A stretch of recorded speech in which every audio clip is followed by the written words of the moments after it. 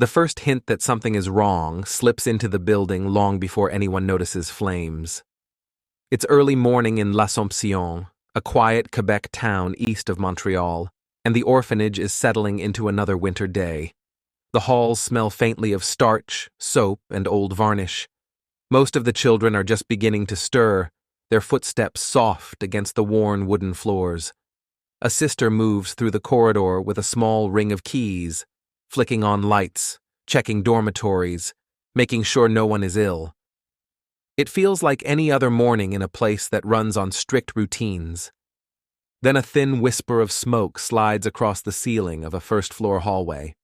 It isn't much at first, just a gray smudge drifting toward a vent, but it comes from a storage room packed with linens, papers, and cleaning supplies.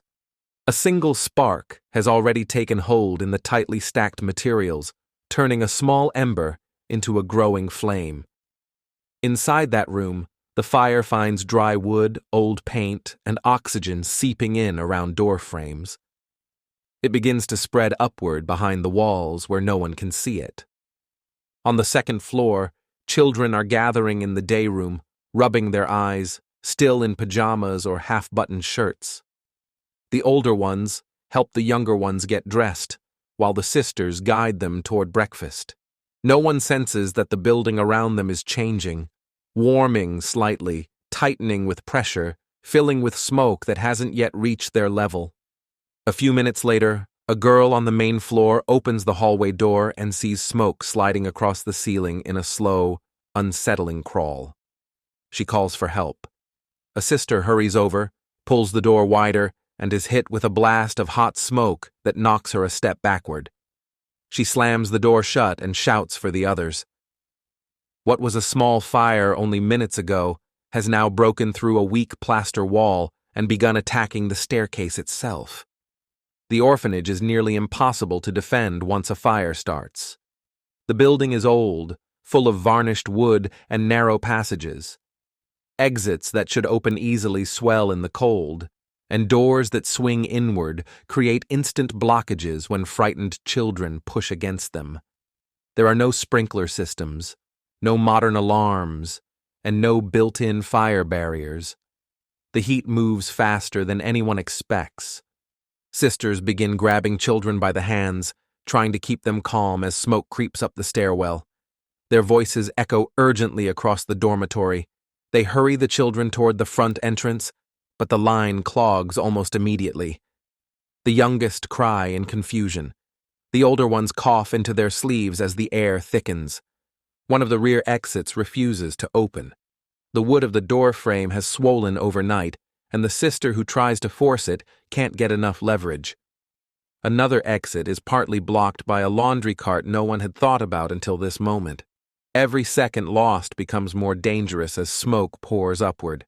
Outside, a neighbor walking to work sees smoke leaking from the eaves and sprints toward the fire station to raise the alarm.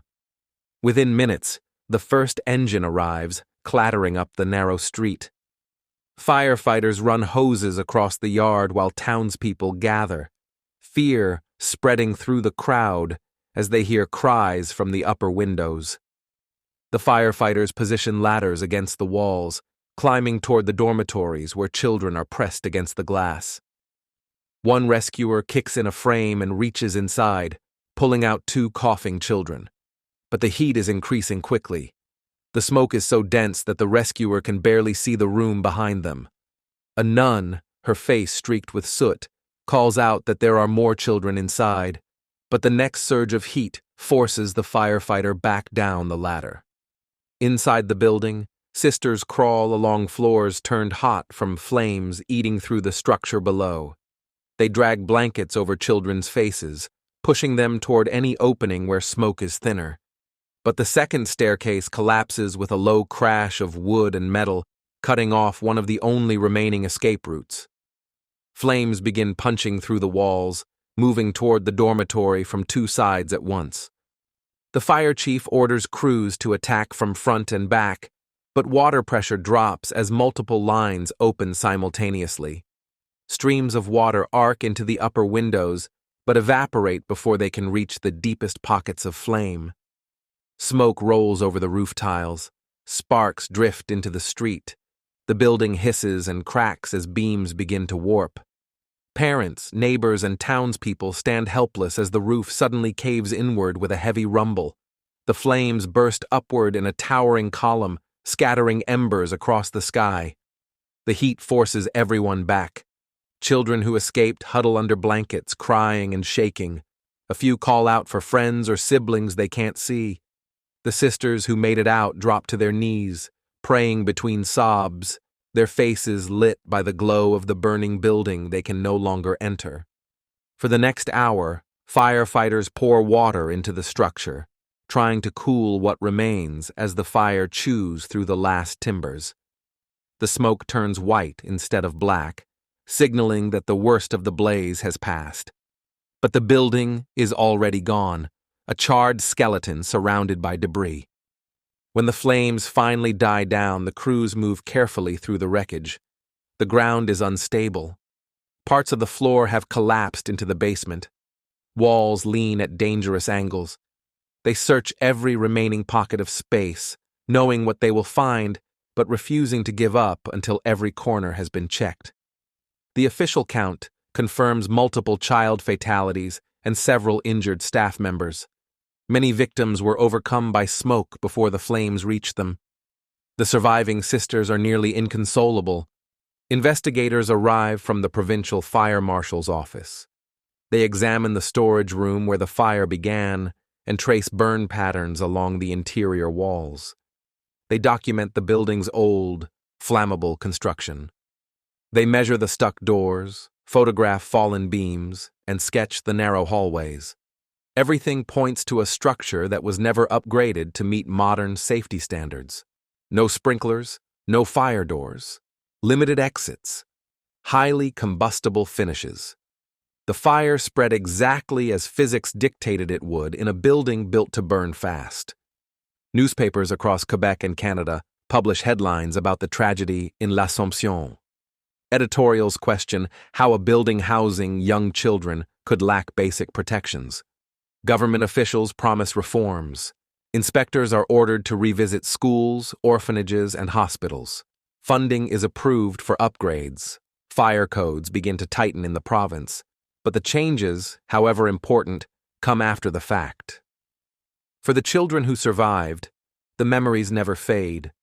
Many recall the choking smoke, the heat pressing against their skin, the chaotic rush toward the front entrance, and the moment they realized friends behind them weren't going to make it out. For the firefighters, the sound of small hands against the upper windows stays with them long after the ruins cool. By the end of the week, all that remains of the orphanage is a blackened foundation surrounded by melted tin, shattered glass, and the scorched frames of what used to be bedrooms and hallways. Townspeople leave flowers near the site. Parents walk through the ashes with stunned expressions, still trying to process what happened. The sisters who lived through it attend every funeral, standing in the cold with heads bowed.